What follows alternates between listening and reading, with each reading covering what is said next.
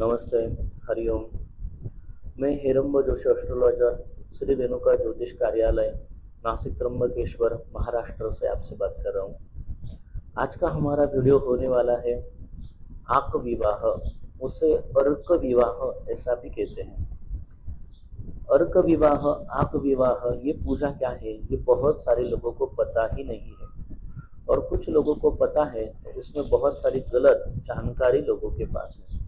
इसी के ऊपर थोड़ा प्रकाश डालने के लिए आज हमने ये वीडियो आपके लिए तैयार किया है। अगर आप मेरे चैनल पर नए होंगे तो ज़रूर सब्सक्राइब करिए, उससे आने वाले मेरे आगे की जो वीडियोस है सबसे पहले आपको दिखे।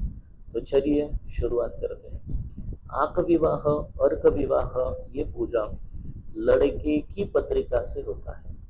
लड़की के कुंडली में कुंभ विवाह होता है, अर्क विवाह, आक विवाह नहीं होता है।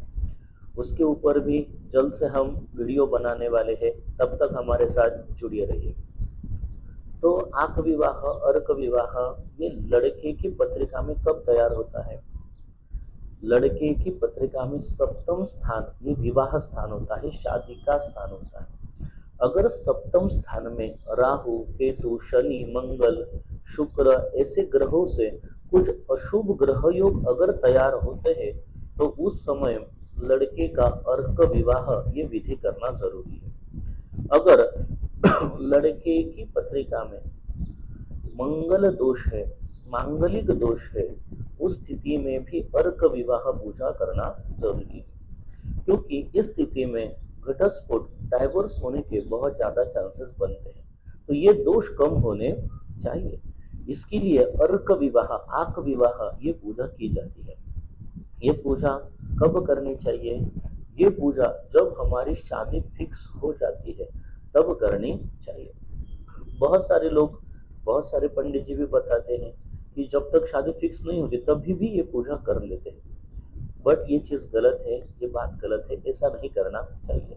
जब शादी फिक्स हो जाती है तभी ये पूजा करें, तब उसका ज़्यादा आपको लाभ मिलेगा। इस पूजा में सबसे पहले संकल्प पूजा होती है, क्योंकि शास्त्र कहते हैं संकल्पा जायते सिद्धि, संकल्प कराने से कार्य की सिद्धि होती है। इसके लिए सबसे पहले संकल्प पूजा की जाती है। उसके बाद गणेश पूजन होता है। उसके बाद स्वस्ति पुण्याह वाचन, मतलब मांगल्य कलश की पूजा होती है, और वरुण भगवान जी के आशीर्वाद यहाँ पर प्राप्त किए जाते हैं। उसके बाद मातृका पूजन होता है। शास्त्र कहते हैं कुलस्य रक्षति इति कुलस्वामिनी, मतलब हमारे कुल की रक्षा करने वाली जो देवी है वो हमारी कुलस्वामिनी, कुल देवी है।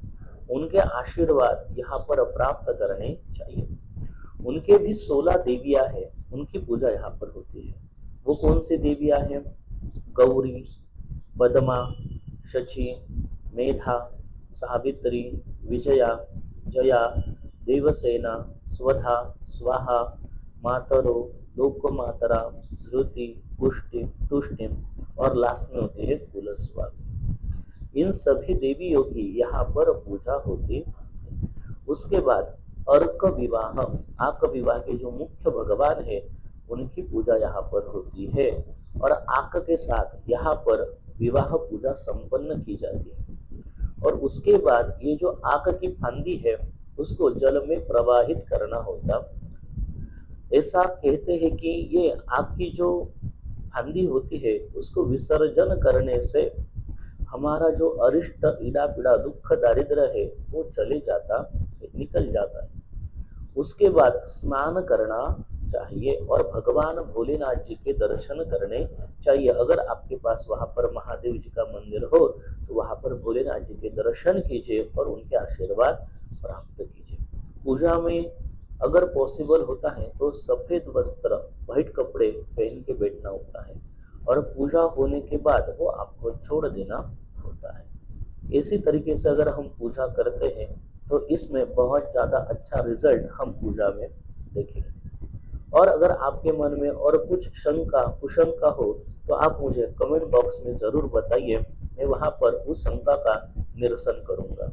ये वीडियो अगर आपको अच्छा लगता है तो लाइक कीजिए, शेयर कीजिए और सब्सक्राइब कीजिए। तब तक नमस्ते, हरिओम।